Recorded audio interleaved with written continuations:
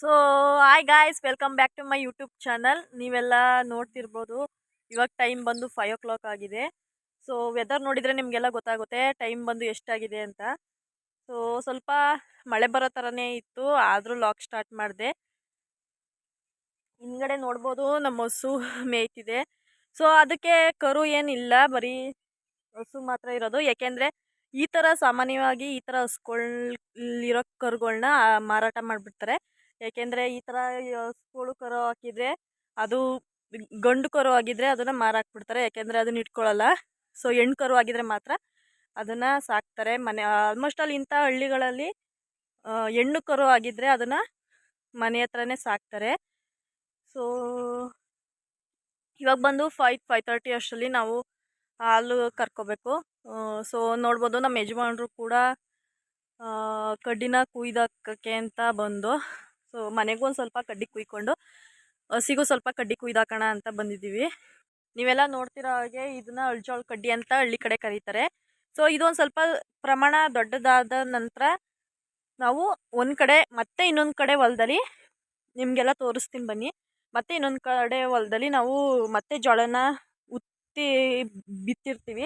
ನೋಡಿರ್ಬೋದು, ಟ್ಯಾಕ್ಟರಲ್ಲಿ ಉಳಿಸಿ ಈ ಥರ ಜಮೀನುಗಳಿಗೆಲ್ಲ ಜೋಳನ ಹಾಕ್ತಾರೆ.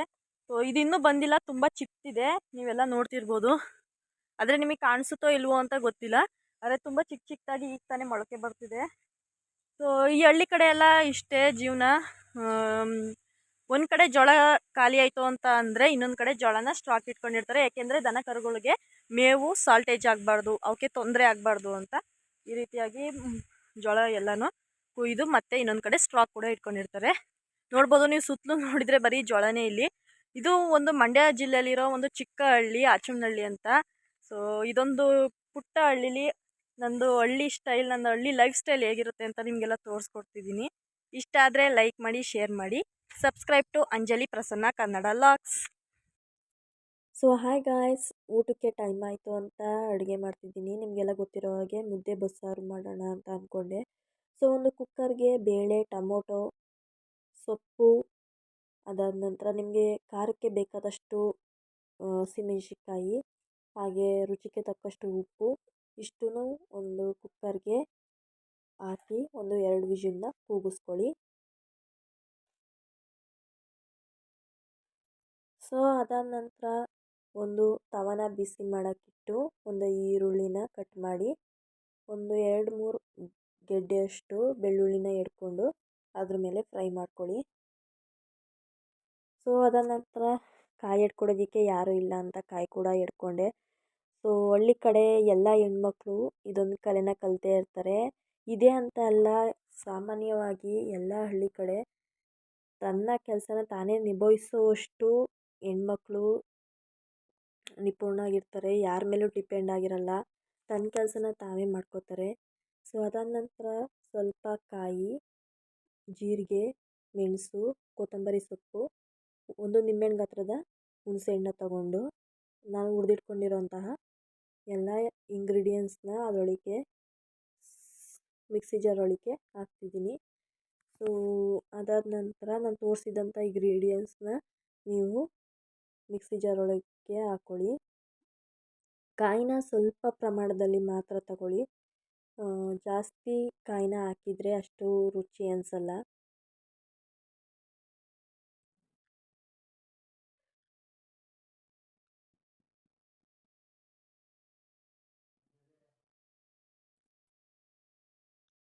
ಸೊ ಅದಾದ ನಂತರ ಒಂದು ಅದೇ ಮಿಕ್ಸಿ ಜಾರ್ಗೆ ಬೇಯಿಸಿಟ್ಕೊಂಡಿರೋಂಥ ಕಾಳು, ಹಸಿಮೆಣ್ಸಿನ್ಕಾಯಿ, ಟೊಮೊಟೊ ಇಷ್ಟನ್ನು ಸಣ್ಣದಾಗಿ ರುಬ್ಕೊಳ್ಳಿ.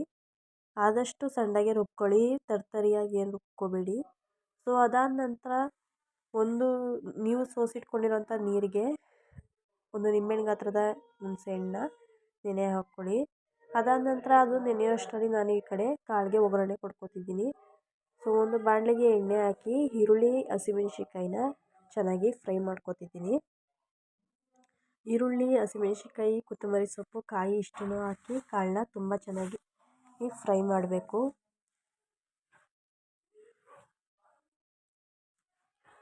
ಸೊ ನಾನು ಈ ಊರಿಗೆ ಬಂದು ನೋಡಿರೋಷ್ಟು ಕೆಲವು ಅಂಶಗಳು ಏನಪ್ಪ ಅಂದರೆ ಈ ಊರಿನ ಹೆಣ್ಮಕ್ಳು ತುಂಬಾ ಹಾರ್ಡ್ ವರ್ಕ್ ಮಾಡ್ತಾರೆ.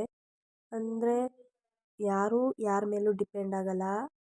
ಅವರ ಕೆಲಸನೇ ತನ್ನ ಕೆಲಸನೇ ತಾನು ಮಾಡ್ಕೋತಾರೆ. ದನ ಕರು ಸೌದೆ ಅದು ಹುಲ್ಲು ಎಲ್ಲ ಪ್ರತಿಯೊಂದು ಕೆಲಸನೂ ಕೂಡ ವೈಯಕ್ತಿಕವಾಗಿ ಮೇಂಟೈನ್ ಮಾಡ್ತಾರೆ. ಯಾರ ಮೇಲೂ ಡಿಪೆಂಡ್ ಆಗಲ್ಲ. ನನಗೆ ಈ ಊರಲ್ಲಿ ಅದೊಂಥರ ಅದ್ಭುತ ಅನ್ನಿಸ್ತು. ಸೊ ಅದಾದ ನಂತರ ಸೋಸಿಟ್ಕೊಂಡಿರೋಂಥ ಸೊಪ್ಪನ್ನ ನೀರು ಚೆನ್ನಾಗಿ ಸೀದೋಗೋವರೆಗೂ ಸೊಪ್ಪು ಒಂದು ಸ್ವಲ್ಪ ನೀರು ಬಿಟ್ಕೊಳ್ಳುತ್ತೆ. ಅದು ಚೆನ್ನಾಗಿ ಸೀದೋಗೋವರೆಗೂ ಚೆನ್ನಾಗಿ ಫ್ರೈ ಮಾಡ್ಕೊಳ್ಳಿ. ಹಾಗೆ ಫ್ರೈ ಆದ ನಂತರ ತುರಿದಿಟ್ಕೊಂಡಿರೋಂಥ ಕಾಯಿನ ಸ್ವಲ್ಪ ಹಾಕಿ, ಕಾಯಿ ಒಂದು ಸ್ವಲ್ಪ ಒಗ್ಗರಣೆ ಜಾಸ್ತಿ ಹಾಕಿದರೂ ತುಂಬ ಚೆನ್ನಾಗಿರುತ್ತೆ. ಕಾಳು ಕೂಡ ತುಂಬ ಟೇಸ್ಟಿ ಅನಿಸುತ್ತೆ. ತುರಿದಿಟ್ಕೊಂಡಿರೋಂಥ ಕಾಯಿನ ಸ್ವಲ್ಪ ಜಾಸ್ತಿ ಹಾಕಿದರೂ ಏನು ಪರವಾಗಿಲ್ಲ. ಸೊ ಅದಾದ ನಂತರ ನೀವು ಹೆಚ್ಚಿಟ್ಕೊಂಡಿರೋ ಕೊತ್ತಂಬರಿ ಸೊಪ್ಪನ್ನ ಉದುರಿಸಿ ಅದ್ರ ಮೇಲೆ ಹಂಗೆ.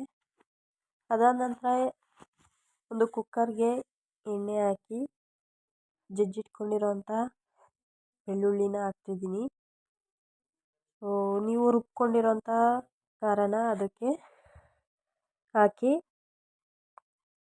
ಆದಷ್ಟು ಅತಿ ದಟ್ಟ ಆದರೂ ಸೊಪ್ಪಿನ ಸಾರು ಬಸ್ಸಾರು ಚೆನ್ನಾಗಿರಲ್ಲ, ಅತಿ ತೆಳುವಾದರೂ ಚೆನ್ನಾಗಿರಲ್ಲ. ಮೀಡಿಯಮ್ ಆಗಿ ನಿಮ್ಗೆ ಎಷ್ಟು ಬೇಕೋ ಅಷ್ಟು ಅಳತೆಗೆ ನೀರು ಹಾಕ್ಕೊಂಡು ಮಾಡ್ಕೊಳ್ಳಿ. ಸಾಂಬಾರು ತುಂಬ ಟೇಸ್ಟಿಯಾಗಿರುತ್ತೆ. ಸೊ ಮುದ್ದೆ ಮಾಡೋದು ಕೂಡ ವೀಡಿಯೋ ಮಾಡ್ಕೊಳ್ಳೋಣ ಅಂತ ಅಂದ್ಕೊಂಡೆ, ಅಷ್ಟರಲ್ಲಿ ಪವರ್ ಆಫ್ ಆಗೋಯಿತು. ಸೊ ಏನು ಮಾಡೋಂಗಿಲ್ಲ ಅಂತ ಹಾಗೆ ಮುದ್ದೆದು ಒಂದು ಟಾರ್ಚ್ ಹಾಕ್ಕೊಂಡು ಹಾಗೆ ಕ್ಲಿಪ್ ತಗೊಂಡೆ. ಸೊ ಈ ವಿಡಿಯೋ ಇಷ್ಟ ಆಗಿದ್ರೆ ಲೈಕ್ ಮಾಡಿ, ಶೇರ್ ಮಾಡಿ, ಸಬ್ಸ್ಕ್ರೈಬ್ ಮಾಡ್ಕೊಳ್ಳಿ.